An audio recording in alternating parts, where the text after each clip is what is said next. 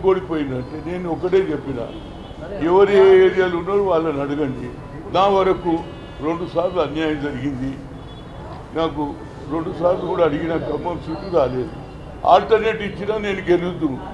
ఎందుకంటే నేను youth Congress NSI PCC అధ్యక్షుడుగా ఇందిరా విజయరత్న రాష్ట్ర మొత్తం తిరిగిన, వరంగల్లో బహిరంగ సభ 5-6 లక్షల మందితో సోనియా గాంధీ బడుగు బలహీన వర్గాలు పెడితే 5-6 లక్షల మంది వచ్చిన తర్వాతనే రాజశేఖర్ రెడ్డి పాదయాత్ర చేశాడు, గెలిచాడు, పార్టీ బతికింది. నేను అవే చెప్పినా, నా వరకు అన్యాయం జరిగిందని చెప్పినా. మిగతా ఇష్యూస్ ఎవరికైతే ఏ ఏరియాలో అన్యాయం జరిగిందో వాళ్ళు చెప్తారు. నా వరకు చెప్పి నేను మిగతా చెప్పాను. ఎందుకంటే రేవంత్ రెడ్డి, అదేవిధంగా అబ్జర్వర్స్ ఉన్నటువంటి దీపా మున్షి, అదేవిధంగా మరి కనుగోలు గారు ఆయన ఇన్ఛార్జ్ ఉంటే వాళ్ళని అడుగుమని చెప్పిన. నేను ఆ వరకు చెప్పిన, మిగతా చెప్పలే.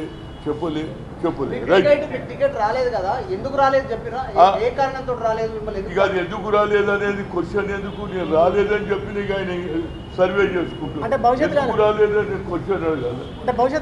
నాకు రాలేదు అని చెప్పిన, ఎందుకు రాలేదో మీరు ఇన్వెస్టిగేషన్ చేయమని చెప్పిన. మొత్తం 14 సీట్లు అనుకోరు కదా, 8 వచ్చినాయి కదా. 14 గెలుస్తామన్నారు కాంగ్రెస్, 8 వచ్చినాయి కదా, ఎందుకని అడగలేదు? 8 వచ్చినాయని హైకమాండే వచ్చినాక మళ్ళీ 8 ఎందుకు వచ్చినా నేను ఎందుకు అడగలరా బాబు? లేదు, వాళ్ళు అడిగేటందుకే వచ్చారు. వాళ్ళ సబ్జెక్ట్ వాళ్ళు చేస్తూనే ఉన్నారు.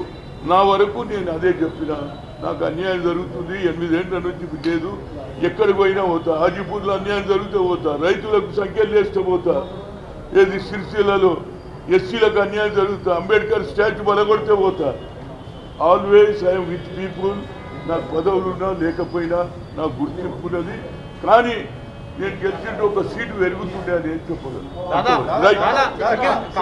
సికింద్రాబాద్ లో ఇప్పుడు మీరు కూడా ప్రచారం చేశారు, ఎందుకు ఓడిపోయింది అనేది మిమ్మల్ని అడిగిరా? మీ పార్లమెంట్ పద్ధతి ఎవరు? మీ పార్లమెంట్ కిందకి వస్తుంది కదా సికింద్రాబాద్. నేను నా దగ్గర మెజార్టీ తెచ్చిన కదా, నా నంబర్పేట కరి పెట్టి నంబర్పేటలో మెజార్టీ తెచ్చిన.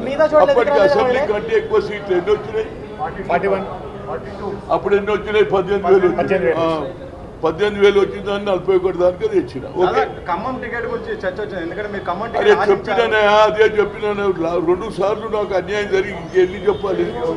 అంటే మీరు తవ్వుకెళ్తారా? మీరు ప్రచారం చేసిన చోట్ల మెజార్టీ వచ్చింది, మిగతా చోట్ల ఎందుకు రాలేదని అడగలేదు? మీరు ప్రచారం చేసిన చోట్ల మెజార్టీ వచ్చింది, మిగతా చోట ఎందుకు రాలేదని అడగలేదు? అది అడగలేదు. నేను ఒక్కడే చెప్తా. గతంలో అసెంబ్లీ ఎన్నికల్లో నేను చెప్పిన సీట్ల మీద తిరిగినా. ఈసారి పార్లమెంట్లో ఎక్కడ తిరిగమని చెప్పకుండా జైరాబాద్ పోయినా, మహబూబ్నగర్ పోయినా, అదేవిధంగా నాగేందర్ కూడా పనిచేసిన. Thank you. Right, super.